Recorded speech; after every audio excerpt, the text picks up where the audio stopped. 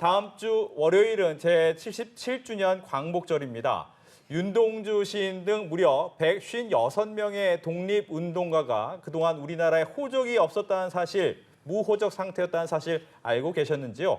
보훈처는 이번 광복절을 계기로 이분들에게 드디어 본적을 부여했습니다. 네, 오늘은 박민식 보훈처장과 함께 관련 이야기 나눠보겠습니다. 안녕하십니까? 어서 오십시오. 안녕하세요. 네, 내일 모레입니다. 77주년 광복절이고요. 이 광복절을 맞아서 굉장히 바쁘실 것 같은데 어떻게 보내고 계십니까?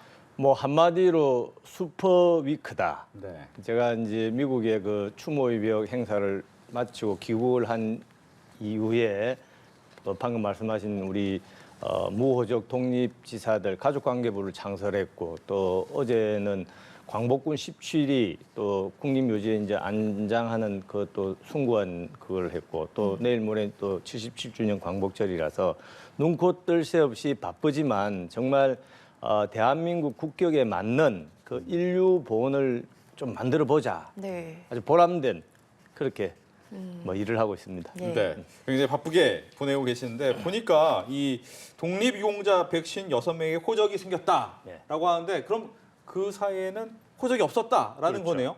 쉽게 말해서 뭐 우리가 뭐 호적 또 뭐 가족 또 국적 이런 게 중요하지 않습니까? 네. 공적인 인증입니다. 근데 아시다시피 나라를 빼앗겨서 어떤 많은 독립지사들은 일제에 호적 올리는 것 자체를 거부를 한 분들도 많이 계시고, 또 그 당시에 나라 빼앗기니까 뭐 여러 그런 상황에서 정상적으로 그런 절차를 밟기가 어려웠던 분들 네. 많이 계셨는데, 이번에 우선적으로 156분 그 후손이 없는 분들의 그런 그 가족 관계부를 우리 정부가 직권으로 창설을 했습니다. 예. 그래서 이분들의 그 본적지는 주소지는 독립기념관. 그래서 결의의 집을 해서 이제 다른 누구도 예를 들어서 이번에 했던 윤동주 또 송몽규 지사 이런 분들 뭐 우리나라 사람이다. 지금 사실 중국의 바이두 포털 사이트에 보면은 윤동주 시인을 뭐 조선족 중국인이다. 이렇게 주장하는 사람들이 일각에서 있습니다. 네.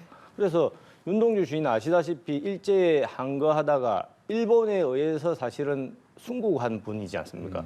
살아서는 일본에 의해서 우리가 윤동주 시인을 빼앗겼고, 또 죽어서는 어떻게 보면 잘못하면은 뭐 중국에 의해서 또 빼앗길 수도 있다고요. 그래서 이것은 대한민국 국민으로서 후손으로서 반드시 지켜야 될 책무다. 저는 그런 생각을 가지고 있고, 이번에 우리 정부의 조치로 말미암아서 그런 논쟁은 아예 쐐기를 박는 그런 저는 뭐 쾌거다 이렇게 자평을 하고 있습니다. 네, 이게 보니까 가족관계 증명서까지 발급이 되어 있다고 하는데 이와 관련해서 앞으로는 어떤 계획을 갖고 계신지 궁금하네요. 지금도 뭐 우선 한 150여 분 그 또 후손이 있지만 예. 그 후손 이제 또 그 팩트 체크를 해봐야 되지 않습니까? 그런 절차, 또 후손이 없는 분은 또 없는 분대로 국가보훈처에서 발걷어붙이고 나서서 단 한 분의 우리 독립지사도 네. 우리가 빼앗기지 않도록 네. 대한민국 국민이라는 것을 확정하는 그런 절차를 체계적으로 할 것이고, 또 나아가서 그분들 중에서 상당히 많은 분들이 아직도 해외에 그 쉽게 말해서 묘역이 있는 분들이 많이 계세요. 그래서 공적 장부상으로 대한민국 국민임을 증명시킬 뿐만 아니라 가능한 한 빨리 단 한 분의 그런 유해라도 우리 고국의 땅으로 모셔서 영면하실 수 있도록 그런 조치를 하고 있습니다. 네. 최근에 보니까 이제 서울 수유리, 즉 북한산 국립공원 안에 한국 광복군 합동묘소가 있었는데 이분들을 국립묘지로 이장을 한다. 왜 이장을 하고 어떤 분들이 이장이 되는지도 궁금합니다. 아시다시피 우리 임시정부에도 정규군이 있었습니다. 네. 그것이 광복군입니다.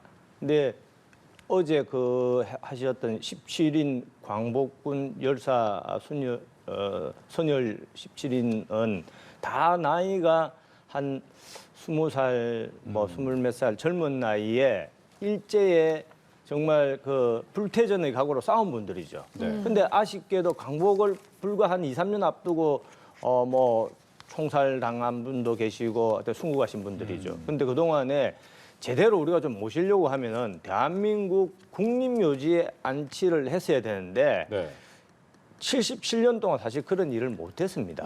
그래서 어제 제가 직접 우리 영현을 들고 그런 국립묘지로 이제 모시는 그런 했고 14일에는 윤석열 대통령께서 직접 나오셔서 대전 현충원으로 보내는 그런 영송 작업을 계획하고 있습니다. 네, 방금 묘소 개장 모든 과정을 다 지켜보셨다고 말씀해 주셨는데 감회가 좀 남다르셨을 것 같아요. 저는 한 사람으로서 20대의 젊은이가 그 나라를 찾기 위해서 정말 싸우다가 돌아가셨다. 한 개인의 인생을 봐도 얼마나 짠하지 않겠습니까? 그런데 돌아가셔서도 제대로 묻히지 못하고 그냥 이렇게 수유리에 물론 계셨습니다마는 네. 그동안 77년 동안 제대로 우리가 못 모셨다. 그래서 이번에 국립묘지에 안장시키는 것은 이 독립지사들이 죽어서도 돌아가셔서도 대한민국의 별이다.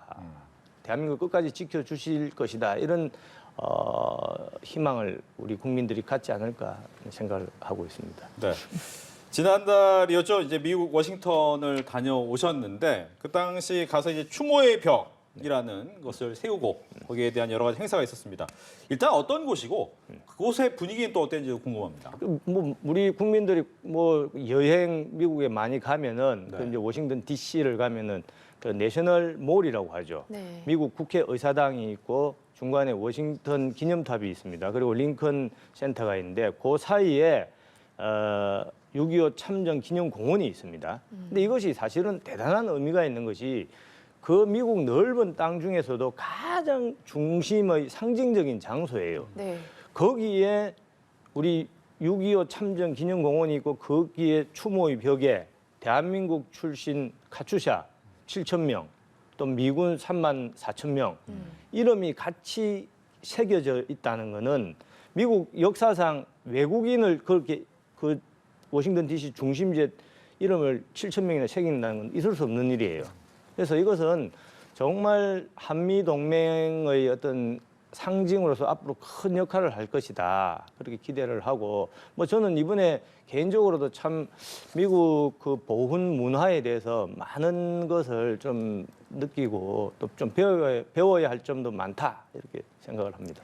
네, 일정 중에 보면 알링턴 국립묘지도 방문을 하셨는데 폭우 속에서 참배하는 사진이 여러 번 보도가 되기도 했었거든요. 네. 당시 상황은 어땠습니까? 아니 그것은 보통 정치인들이나 또 이렇게 미국 방문하면은 당연히 이제 알링턴 국립묘지를 가는데 당시에 비가 너무 많이 왔습니다. 네. 그래서 한국에서는 만약에 저런 일을 하게 되면은 괜히 이제 정치인이니까 비 맞고 하면 누가 쇼한다 이렇게 할 수도 있지 않습니까? 그런데 미국에 가서 보니까 전혀 그런 분위기가 아니더라. 비가 오나 눈이 오나 당연히 비를 맞고 눈을 맞고 헌화하고 또 추모하는 것은 당연한 것이다 해서 저런 것도 좀 우리는 벤치마킹 해야 될 거 아니냐 예. 생각을 했습니다. 네. 이번에 미국 다녀오면서 앞선 좀 보훈에 대해서 많이 보고 왔다라고 얘기를 하셨는데 앞으로 보훈처 어떤 방향, 어떤 계획을 갖고 계십니까? 여러 가지 계획이 있지만